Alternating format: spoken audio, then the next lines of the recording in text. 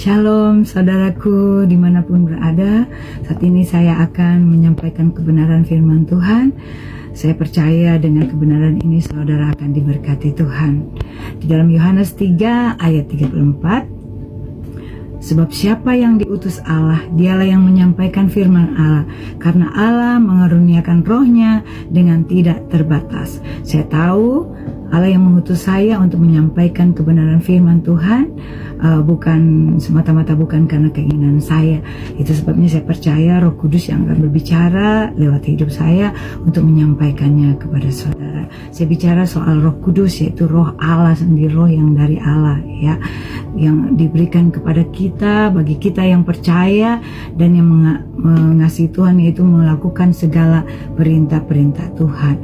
Kalau di dalam Alkitab, di dalam firman Allah, kita mendapatkan kekuatan, kita mengerti kebenaran firman Tuhan, kita mengerti kehendak Tuhan, kita lebih memahami, mengenal Allah lewat Roh Kudus, yaitu Roh Allah sendiri. Begitu pentingnya Roh Kudus itu supaya kita boleh memiliki Roh Kudus, ya. Kita harus memiliki Roh Kudus karena itu begitu penting. Mengapa kita perlu Roh Kudus? Karena Roh Kudus itu yang akan menjadikan kita satu dengan Allah dan Tuhan Yesus Kristus.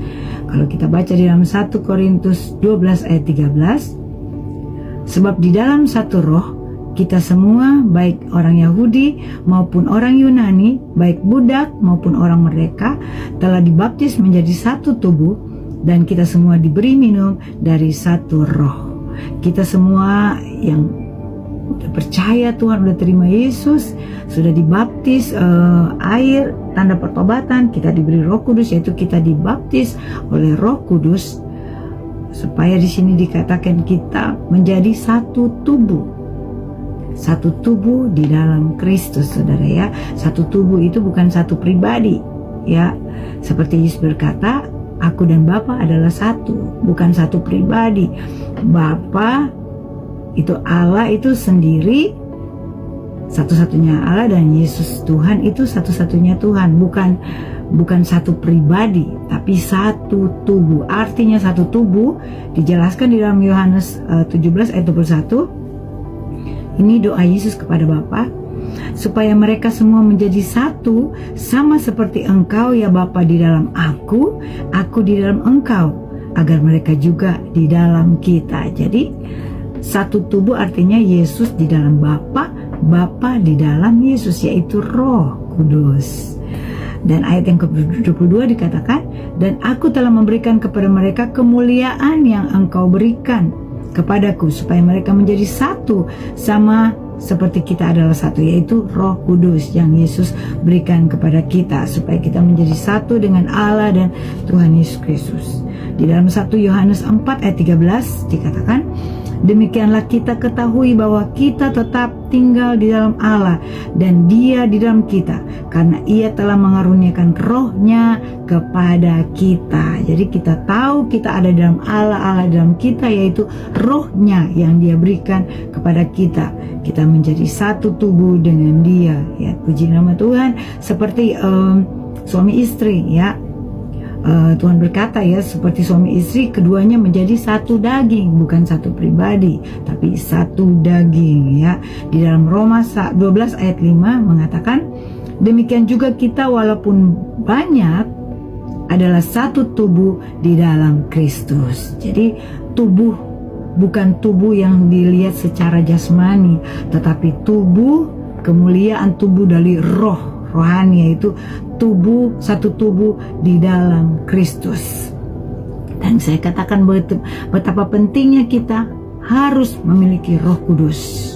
Kalau di dalam Roma 8 ayat 10 dikatakan sampai ayat 11, jika Kristus di dalam kamu, tubuh memang mati karena dosa, tetapi roh adalah kehidupan oleh karena kebenaran. Ayat 11, jika roh Dia, yaitu Roh Allah itu yang membangkitkan Yesus dari antara orang mati, tinggal di dalam kamu, maka Ia yang membangkitkan Kristus dari antara orang mati akan menghidupkan juga tubuhmu yang fana itu oleh Roh-Nya yang tinggal di dalam kita. Jadi ketika kita mati. Kita mati karena tubuh kita tubuh yang penuh dengan dosa, ya. Tubuh yang penuh dengan dosa itu mati karena dosa, ya. Tetapi satu waktu ketika Tuhan akan datang menjemput kita, kita dibangkitkan, dihidupkan, ya. Tubuh yang fana ini dihidupkan kembali oleh Roh Kudus. Itu sebabnya betapa pentingnya kita harus memiliki Roh Kudus, yaitu Roh Allah. Dialah yang akan membangkitkan kita, menghidupkan kita, menghidupkan tubuh kita yang fana ini dihidupkan, ya, dihidupkan supaya kita memiliki surga. Kita bisa bangkit dengan tubuh yang diberikan, tubuh kemuliaan yang dibangkitkan, ya, dari tubuh fana itu diubah menjadi tubuh kemuliaan oleh Roh Kudus yang membangkitkan, yang menghidupkan tubuh yang fana ini.